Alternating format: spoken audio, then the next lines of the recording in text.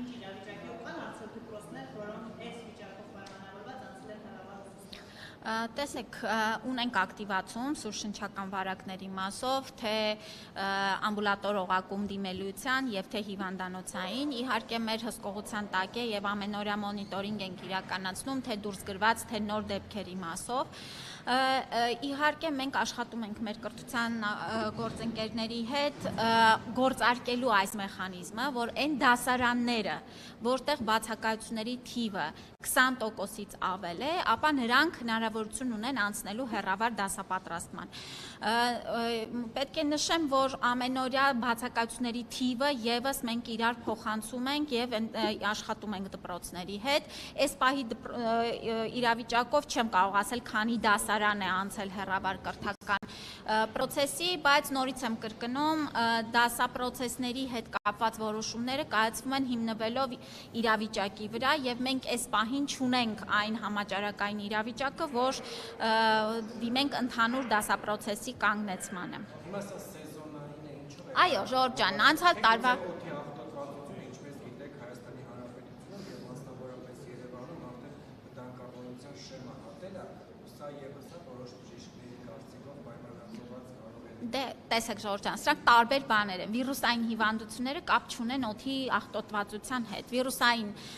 հիվանդությունները, ուրեմն սեզոնային տրամաբանությամբ սկսում են ակտիվանալ նոյեմբերից մինչև հունվարի վերջ ակտիվ շրջանն է եւ մենք համեմատական ենք տանում նաեւ նախորդ տարվա ուրեմն թվերի հետ, ըստ էության շատ փոքր շեղում ունենք անցյալ տարվա սեզոնային գրիպի ակտիվացման ցուցանիշներից։ Փոքր ավելացում ունենք, բայց այստեղ էլ պետք է տեսնենք, որ անցյալ տարի ավելի շուտ էր սկսվել ակտիվացման գործընթացը, այսինքն մենք նոյեմբերի սկզբից արդեն բավականին ակտիվացում ունեինք, այս տարի մի փոքր ավելի ուշ են այս վարակները շրջանառվել։ Նշեմ, որ այո, շրջանառվող շտամը H3N2-ը ունի սպეციფიկ ատիպիկ է եւ ջերմության բարձրացում, կայուն ջերմություն է առաջացնում մանավանդ մինչև 18 տարեկանների մոտ եւ նորից շեշտադրում եմ, որ եթե չունեք ախտանշաններ, ապա խնդրում ենք մանավանդ ռիսկի խմբերին անպայման պատվաստվել, որովհետեւ մեր ցուցանիշները նաեւ ցույց են տալի պատվաստված անձինք կամ չեն վարակում կամ վարակվելու պարագայում շատ թեթև են տանում ախտանշանները։ Իսկ ովքեր են հիմնականում տարիքային Երեխաները եւ այս շտամի հիվանդացության մասով էլ երեխաները մինչեւ 18 տարեկան ավելի ըստ էության ծանր են տանում հիվանդությունը, բայց պետք է նշեմ, որ քրոնիկ հիվանդություններ ունեցողները, շաքարային դիաբետ, սրտանոթային հիվանդություններ ունեցող եւ 65-ից բարձր քաղաքացիները եւս շատ խորհուրդ է տալիս, որ պատվաստվեն։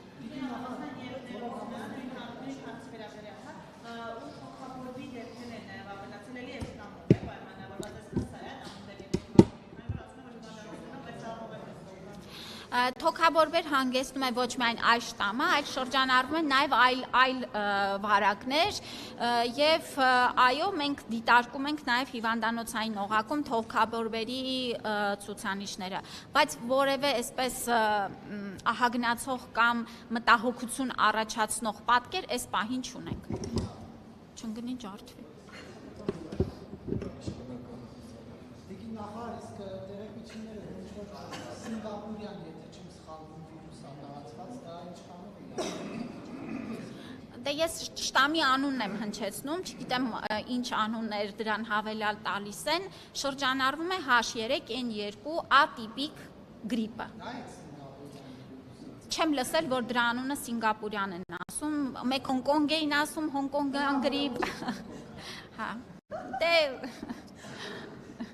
տարբեր բրենդներ են տալիս։ Հավանիսյան, ես վիրուսների ֆոնին մի հարց կար, որ էլի շատ բարձրացրեցի տարբեր քաղաքացիներ, ես կուզեի դրան անդրադառնալ, խոսքը առաջին է բուժօգնության տրամադրումն, երբ որ հիվանդը երեխային տեղափոխում է հիվանդանոց, ոչ թե պոլիկլինիկա, այդ հիվանդանոց եւ այդ խորհրդատվությունը վճարում է երկարում, կարծեք 10,000 դրամ չէ, բոլոր տեղեկություններ, թե ոչ։ Ինչ որ մի փուլում այս վճարումը չկա, չգիտեմ, չէին վերցնում, թե ոնց է, բայց չկար։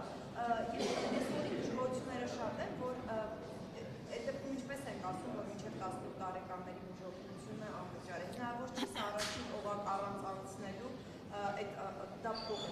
Չէ, հնարավոր չի, որովհետև դա ճիշտ ուղի չի։ Տեսեք,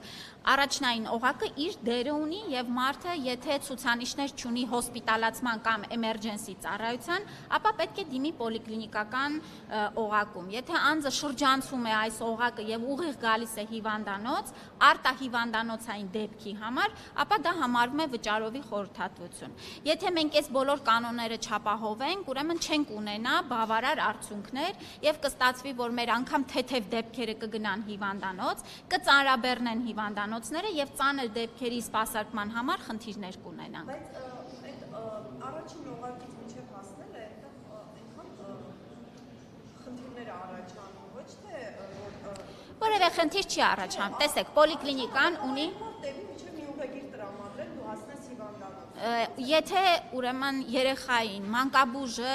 նայել է եւ ցուցում չի տվել հոսպիտալացման, նշանակումները արել է տանը բուժում ստանալու, ապա սա մի իրավիճակ է։ Երբ որ երեխան այցելել է մանկաբույժին եւ մանկաբույժը հայտնաբերել է այնպիսի ախտանշաններ, որոնք հրատապ հոսպիտալացման են, դա լրիվ ուրիշ ռեժիմով է գնում։ Բայց պետք է հետևեն կանոններին եւ սա միայն մեր համար չի, սա գրագետ մոտեցումն է։